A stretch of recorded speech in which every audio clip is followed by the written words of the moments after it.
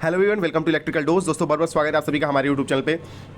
दोस्तों यहाँ पर RRB ALP assistant loco pilot का फुल नोटिफिकेशन आउट हो चुका है।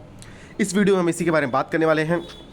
डिटेल एडवर्टीजमेंट आउट हो चुका है जिसका एडवर्टीजमेंट नंबर CNE 01/2024 है। यहाँ पे सभी बताया गया है कि सभी जोन्स जो रेलवे के हैं वो डिस्क्राइब किए गए हैं। यहाँ पर देखिए recruitment of assistant loco pilot ALP। यहाँ पर आप देखिए ऑनलाइन एप्लीकेशन फॉर्म इसका 20 तारीख से स्टार्ट होगा। 19 फरवरी तक आप इसका ऑनलाइन एप्लीकेशन फॉर्म को भर सकते हैं। और जो मॉडिफिकेशन डेट है आपके एप्लीकेशन फॉर्म में वो आप 20 फरवरी से लेकर 29 फरवरी तक आपकी डेट रहेगी। देखिए यहाँ पर आपको बेसिक जो जानकारी उसे बता दो। टोटल 5696 पोस्ट है। विभिन्न आरआरबी के जो विभिन्न जोन है उनमें टोटल 5696 पोस्ट है। और 18 साल से 30 साल के उम्मीदवार इस फॉर्म को फिलअप कर सकते हैं। ओबीसी को 3 साल का रिजर्वेशन, SC/ST को 5 साल का रिजर्वेशन और PWD कैटेगरी को 10 साल का रिजर्वेशन मिलने वाला है। इनिशियली आपका जो बेसिक पे होने वाला है लेवल 2 का होने वाला है। 7th CPC के अनुसार 19,900 आपका बेसिक होने वाला है। लेकिन आपकी सैलरी अप्रॉक्स 45 से 50,000 बनने वाली है। मेडिकल स्टैंडर्ड आपका A1 होना चाहिए। कहने का मतलब है कि आपको विदाउट ग्लास 6x6 की आपकी विजिबिलिटी होनी चाहिए। बाकी और अगर इंपॉर्टेंट चीज़ों की बात करिए, बेसिक नीड जो ALP के लिए चाहिए वो मैंने आपको बता दी। जो आपका एज क्राइटेरिया है वो दोस्तों वो 1/7/2024 के हिसाब से काउंट होगा।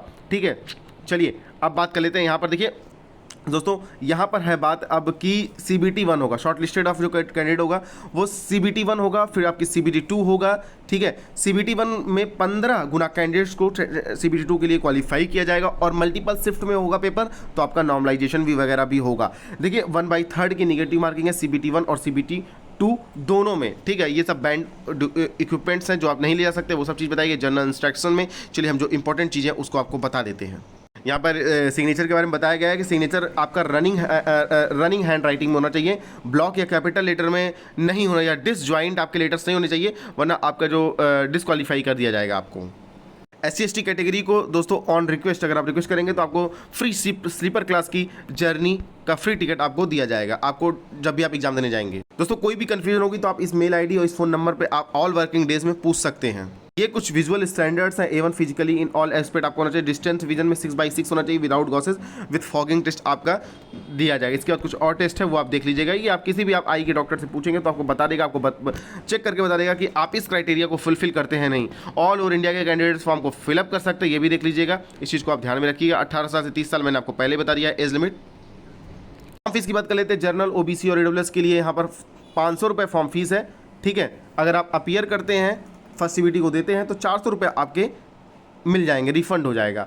SC/ST, economically backward class, transgenders, ये सब लोग को 250 रुपये फॉर्म फीस है। अगर आप अपीयर करते हैं तो ये 250 रुपये भी आपके रिफंड हो जाएंगे। अब EBC, इकोनॉमिकली बैकवर्ड क्लास में वो लोग आते हैं जिनकी एनुअल इनकम दोस्तों 50,000 से कम है। अगर आपके पास ऐसा सर्टिफिकेट है जिसमें एनुअल इनकम दिखा गया है कि आपकी फैमिली की जो एनुअल इनकम वो 50,000 से कम है, तो आप EBC में आएंगे और आपका जो फॉर्म फीस होगा दोस्तों वो 250 रुपये लगेगा। रिक्रूटमेंट ऑफ प्रोसेस की यहाँ पर बात कर लेते हैं। तो आपका देखिए रिक्रूटमेंट आपका होगा CBT 1, CBT 2 और इसके बाद थर्ड आपका होगा computer based aptitude test CBAT, फिर डॉक्यूमेंट वेरिफिकेशन होगा, फिर मेडिकल एग्जामिनेशन होगा। टोटल 5 चरणों में आपका एग्जामिनेशन होने वाला है। ठीक है, CBT 1 सिर्फ शॉर्टलिस्टेड एक स्क्रीनिंग टेस्ट होगा जिसमें आपको CBT 2 के लिए सिलेक्ट किया जाएगा। ये सिर्फ स्क्रीन इन नेचर का होगा। जितनी वैकेंसी है टोटल उसके 15 गुना कैंडिडेट को सिलेक्ट किया जाएगा CBT 2 में, और इसके बाद जो आपका CBAT ये सब क्वालिफाइंग इन नेचर का होने वाला है।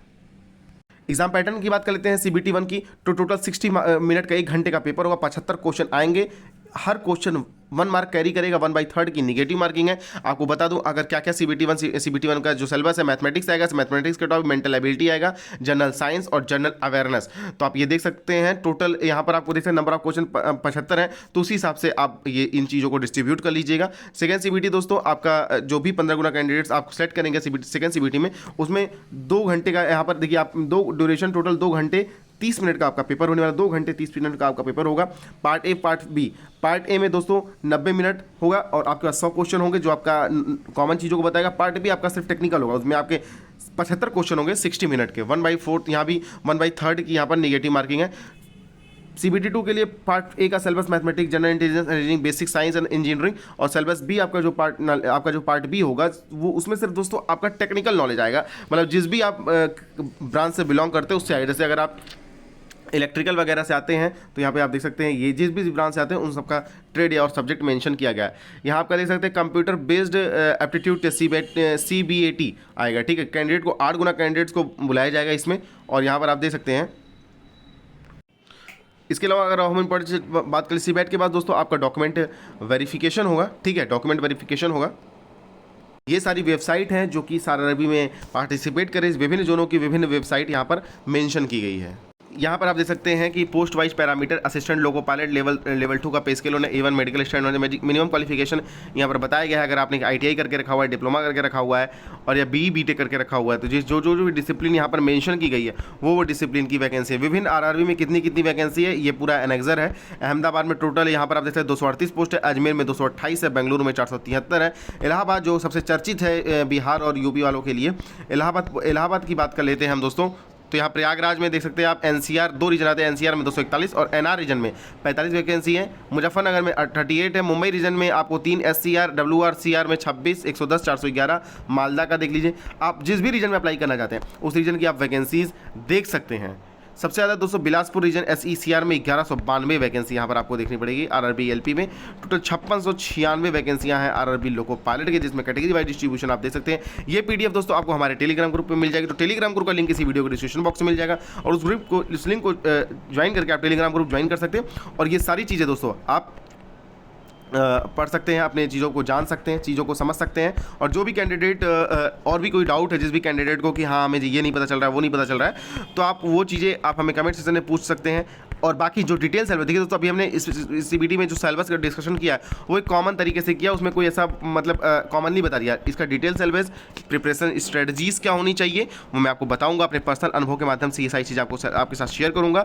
लेकिन तब तक चैनल में बने रहें, चैनल को सब्सक्राइब करके रखें। बहुत सारे स्टूडेंट की ये क्वेरी है सर कि नंबर ऑफ वैकेंसीज बहुत कम है। जी हाँ बिल्कुल, इस चीज़ को मानने में कोई गुरेज नहीं। नंबर ऑफ वैकेंसीज बहुत नहीं, बहुत ही ज़्यादा कम है, क्योंकि अगर लास्ट ईयर से अगर हम कंपेरिजन करें तो बहुत वैकेंसी है।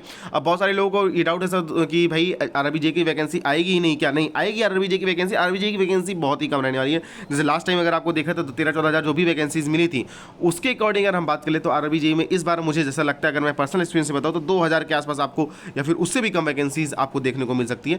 तो 2000 के आसपास इसकी वैकेंसीज रहेंगी। लेकिन दोस्तों आपको अब इसमें आप ज़रा कुछ कर नहीं सकते, बस आप ये कर सकते हो, आप अपने हिस्से की मेहनत कर सकते हो। जो भी वैकेंसीज आई हैं उस पर आप मेहनत से पढ़ सकते हो, या फिर अगर आपको कोई कैंपेन वगैरह वैकेंसी को इंक्रीज़ कराने में चलाना है तो आप हमें ज़रूर बताएं, हम तैयार हैं। अपनी साइड से जो भी कोशिश होगी हम करेंगे।